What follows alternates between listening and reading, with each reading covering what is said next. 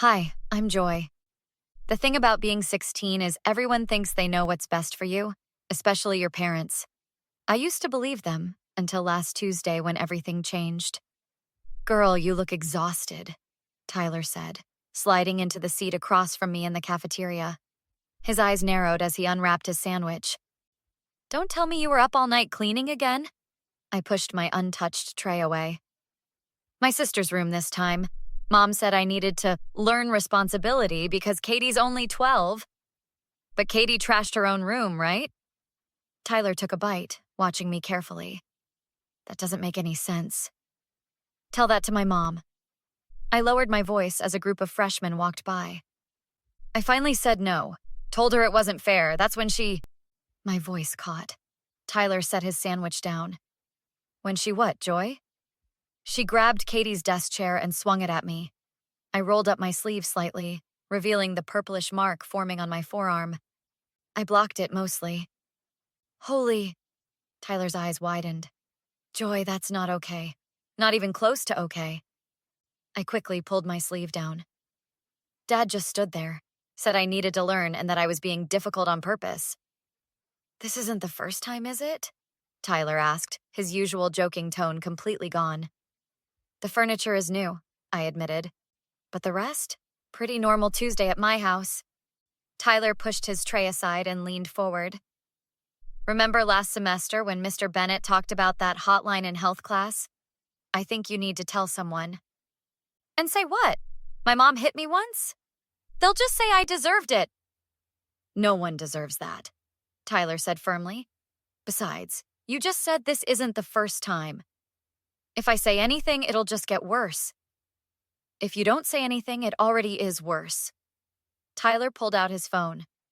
Look, Miss Rodriguez is really cool. She helped my cousin when he was going through some stuff. Just talk to her. And tell her what? The truth, Joy.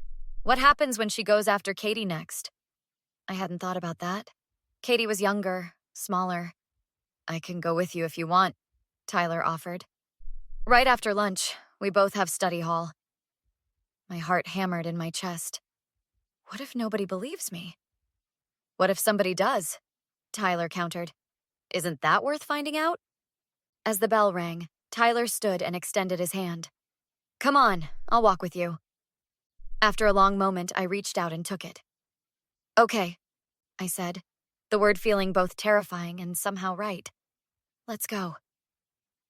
That night, Katie crept into my room after everyone had gone to bed. She sat on the edge of my bed, her small face serious in the dim light from my reading lamp. Are you okay? She whispered. I saw what Mom did. I hesitated, unsure how much to tell my little sister. I'm handling it. I heard Dad yelling at you this morning. Something about a counselor? Her eyes were wide with worry. Are they sending you away? No, nothing like that. I patted the spot next to me and she scrambled up. I just talked to someone at school about how things are at home. You mean about Mom and Dad being mean? The simplicity of her description made my throat tight. Yeah, about that.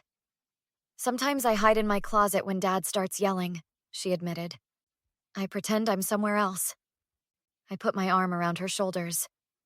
You shouldn't have to do that, Katie. None of us should. Are they going to be mad at you? Probably, but sometimes you have to do the right thing even when it's scary. She leaned against me. Will it make things better? I hope so, I said, wishing I felt as confident as I tried to sound. I really hope so. Miss Rodriguez's office always smelled like cinnamon tea. She gestured for me to sit while Tyler waited outside. Joy, it's nice to see you. What can I help you with today? Her voice was warm, steady. I don't know where to start, I admitted, staring at my hands. The beginning works, or wherever feels most important right now. She smiled gently. There's no wrong way to have this conversation. So I told her. About the chair. About my dad's response. About how this wasn't new. Just worse. First, thank you for trusting me with this, she said when I finished. What happened wasn't your fault, and you were brave to come forward. I don't feel brave. I feel scared. Those feelings often go hand in hand. She leaned forward. Joy, what you're describing is abuse. I need you to know I'm required by law to report this to family services. My stomach dropped. They'll take me away. That's rarely the first step, she explained. The goal is family support and intervention. Is there another adult in your life you trust? Someone who might help navigate this with you? I thought for a moment. Maybe my Aunt Lena? She's my dad's sister, but they don't always get along. She tells him when he's being unreasonable. Would you be comfortable if I called her? As I nodded, there was a knock at the door. Mr. Bennett peeked in. Sorry to interrupt, he said. I wanted to check on Joy. She seemed upset in class yesterday. I'm glad you noticed, Miss Rodriguez said. Joy's sharing some concerns that we're addressing. Mr. Bennett turned to me. I've been worried about you, Joy. Your work is excellent, but you've seemed withdrawn lately. Is everything okay? Not really, I admitted, but I'm trying to fix it. He nodded approvingly. That shows courage. Whatever's happening, you're not alone in dealing with it. After he left, Miss Rodriguez smiled. See, people notice, people care. What happens next? I asked. I'll call your aunt. Then we'll contact family services together. They'll want to speak with you and your parents. My parents will be furious. Your safety is what matters most, she said firmly. This won't be easy, but it's the right step. Later, as Tyler and I walked to our next class, he asked, How'd it go? Terrifying, but also kind of like putting down something really heavy I didn't realize I was carrying. That's a good thing, right? I nodded slowly. I think so. My aunt's coming tomorrow. The one who doesn't take your dad's crap? For the first time that day, I smiled. Yeah, that one. Aunt Lena arrived like a whirlwind the next morning, greeting me with a fierce hug in Miss Rodriguez's office. I should have seen this coming, she said, tucking a strand of hair behind my ear. Your father has always had a temper. Your mother, too.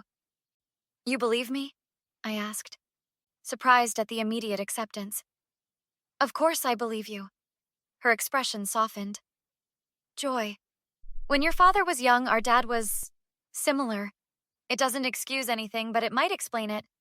Patterns repeat unless someone breaks them. The social worker, Miss Chen, arrived shortly after. She had kind eyes, but a no-nonsense manner. Joy, I'll need to speak with your parents today. Would you feel safe returning home if your aunt stays with you?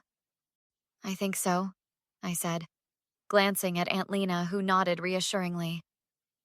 We'll be arranging family counseling as a first step, Miss Chen explained. Your parents need to understand that their behavior is harmful and illegal. What if they refuse? I asked. Then we'll take more significant measures to ensure your safety and your sister's. Miss Chen was direct but gentle. But let's start with the assumption they want to do better. On the drive home, Aunt Lena glanced over at me. I'm proud of you, you know. For what? Causing all this trouble? For breaking the silence. She tapped her fingers against the steering wheel. Your grandfather, my father, was a difficult man. Explosive. I watched your dad grow up thinking that's how men behaved. I always hoped he'd break the cycle, but he became just like him, I finished. Not exactly like him, but similar enough. She sighed. I should have said something sooner. Why didn't you? Fear, denial, hope that I was wrong. She reached over and squeezed my hand. The same reasons most people stay silent. I'm scared about what happens next, I confessed. That's normal. But remember this. You're stronger than you think. And you're doing the right thing, not just for yourself, but for Katie, too. That afternoon, we all sat in our living room. My parents, Aunt Lena, Miss Chen, and me. The tension was thick enough to cut with a knife. This is ridiculous, my father started. We discipline our children how we see fit. Hitting a child with furniture isn't discipline, Jack, Aunt Lena said firmly. It's assault. You have no right to come into our home, my mother began. Actually, she has every right, Miss Chen interjected calmly. and so do I. Joy has described a pattern of abusive behavior that requires intervention. We're good parents, my mother insisted, her voice cracking slightly. We provide for them, Provision isn't the only measure of good parenting, Miss Chen replied. Safety and emotional well-being matter too. My father's face had grown increasingly red. So you're taking her away? Because she didn't want to clean up? Nobody's being taken away today, Miss Chen clarified. But changes need to happen. Mandatory family counseling for starters. This is all your fault, my father snapped, glaring at me. After everything we've done for you. I flinched, but found my voice. I didn't want this to happen. I just didn't want to be hit anymore. The simple statement hung in the air. My mother looked away first, a tear sliding down her cheek. We never had good examples, she whispered, not meeting anyone's eyes. My parents were worse. That stops now, Miss Chen said firmly. The cycle ends with you. To my surprise, my father's shoulders sagged. Fine, we'll do the counseling. It wasn't an apology. It wasn't even acknowledgement. But it was a start. My mother turned to me suddenly.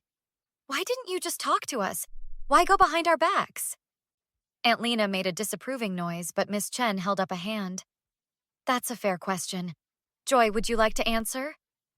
I tried, I said, my voice steadier than I felt. Every time I said something wasn't fair or asked why I was being punished, you told me I was being disrespectful or talking back. That's not, my mother began, then stopped.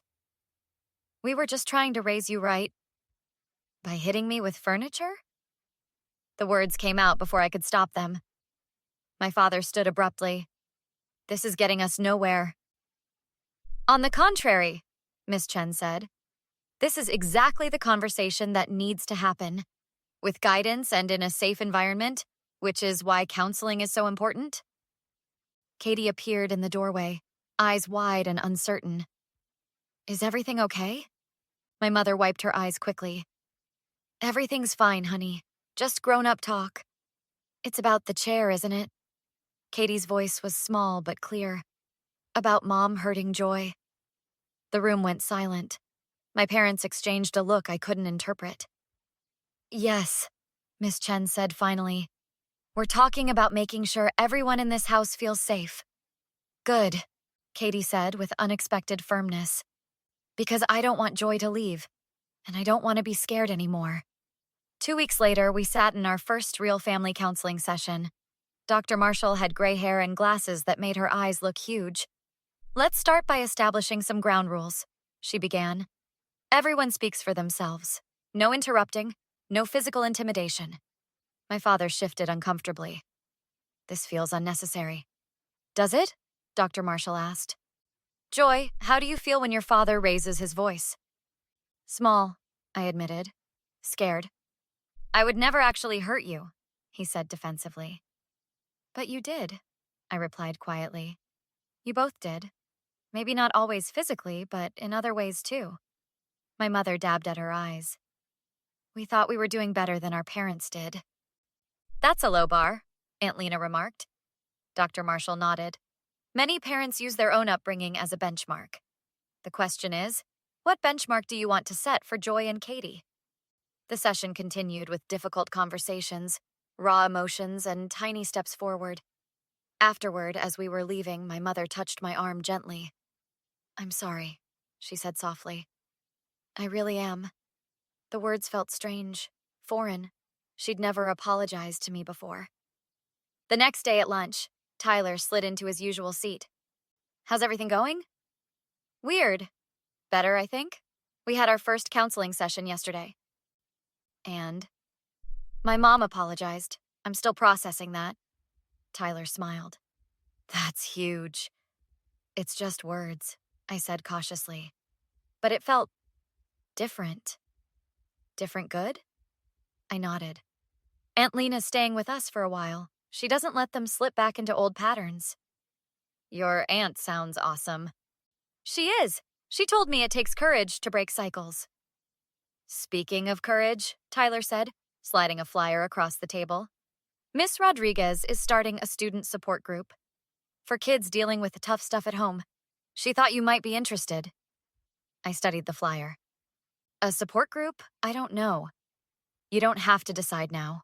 Just think about it. What would I even say? Whatever you need to. Tyler shrugged. Or nothing at all. Sometimes it helps just knowing you're not the only one. That night, I found Katie sitting on the floor of her room, surrounded by school books. She looked up as I entered. Can you help me with my math? She asked. Mom tried, but she got frustrated. Sure. I sat beside her. How's everything been? You know, while I've been at Aunt Lena's after school? Katie considered the question seriously. Different. Dad's been really quiet. Mom tries really hard not to yell, but sometimes she still does, and then she cries. That sounds complicated. Yeah. She chewed her pencil eraser. But they're trying. That's good, right? It is, I agreed. Very good. Are you going to keep talking to that lady? The one with the big glasses? Dr. Marshall? Yes, we all are. It's family counseling, remember? Katie nodded. I like her. She listens to me like what I say matters. It does matter, I told her. We all matter. Later that day, I stopped by Miss Rodriguez's office. I just wanted to say thank you, I said, for listening, for believing me. How are you feeling about everything? She asked. Cautiously hopeful, I offered. It's not fixed. Maybe it never will be completely, but it's changing. Change takes time, she agreed, and continuous effort. What if they go back to how they were before? Then we'll be here, she said simply. Me, your aunt, Mr. Bennett, Tyler. You're not alone anymore, Joy. Tyler mentioned a support group? Miss Rodriguez nodded, smiling. I thought it might be helpful. Sometimes the best support comes from peers who understand firsthand. I'll think about it, I promised. That's all I ask. She handed me a card. And this is for emergencies. My personal number, day or night. Thank you, I said. The words inadequate for what I felt. You know, she said thoughtfully, what you did took extraordinary courage. Not everyone finds their voice, especially so young. I just didn't want to be afraid anymore. That's where most courage begins, she replied. As I walked home that afternoon, I thought about how speaking up had been the hardest thing I'd ever done. But the silence had been harder, in its way. A weight I'd carried so long I'd forgotten it wasn't supposed to be there. The road ahead wouldn't be easy. There would be setbacks, tough conversations, and moments of doubt. But for the first time in years, I could breathe. I had found my voice, and with it, a kind of strength I never knew I had. Sometimes the bravest thing isn't fighting back. Sometimes it's simply speaking the truth and asking for help. And that, I was learning, can change everything.